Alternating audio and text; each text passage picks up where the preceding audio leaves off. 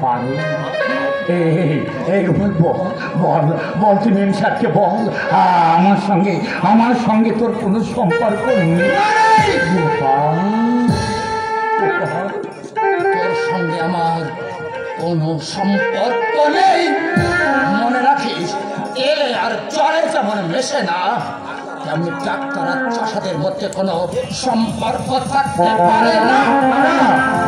দাঁড়া গোপাল দাঁড়া, এমনি ভাবে বকুলের ভালোবাসা উপেক্ষা করে তুই চলে যাসনি।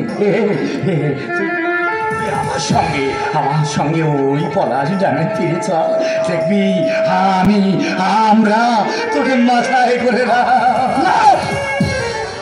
আমি আর কোনোদিন ওই পলাশ ডাঙায় ফিরে যাব না। তোর মা যে কেঁদে কেঁদে পাগল হয়ে যাবে। এই তোর বাবার অবস্থাটা একবার ভাব, তোকে লেখাপড়া শেখাতে গিয়ে আজ যে সর্বশান্ত।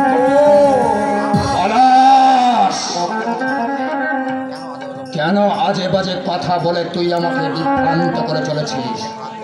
এখান থেকে আমার ফেরা কোনো মতেই সম্ভব নয়, কিছুতেই সম্ভব নয়।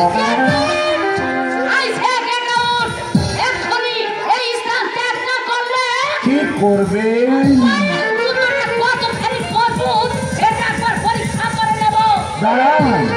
দাঁড়ান আপনার ওই বহু মূল্যবান জুতোটা এই মূল্যহীন গরিবের পিঠে আর আপনাকে পরীক্ষা করতে হবে না।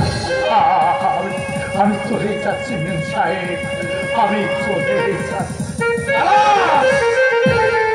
ডাক্তার সাহেব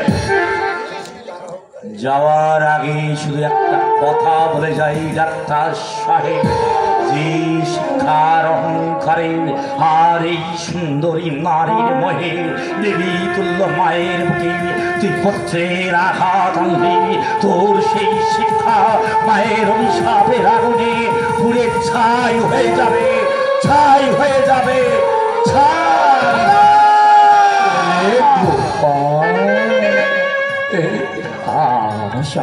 আমার সঙ্গে ফিরে চল ভাই, একটি বার ফিরে চল।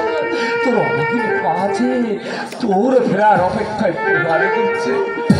চল ভাই চল, পড়শি হয়ে নয়, বন্ধু হয়ে নয়, আমি তোকে হাত ধরে অনুরোধ করছি, এই ভোগিনীর মায়া জ্বালা ছিন্ন করে তুই আমার সঙ্গে ফিরে চল ভাই, ফিরে চল।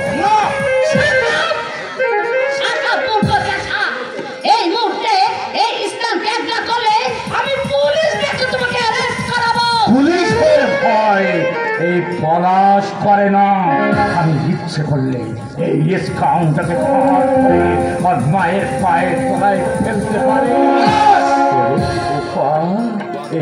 আমার সঙ্গে তুই চল, তুই ওই পলাশ ডাঙায় ফিরে যাবি। চল।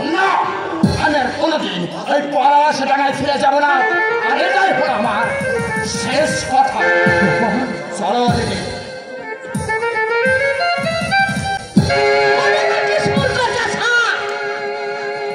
ইচ্ছা করলে চাঁদের আলো ভোগ করা যায়, কিন্তু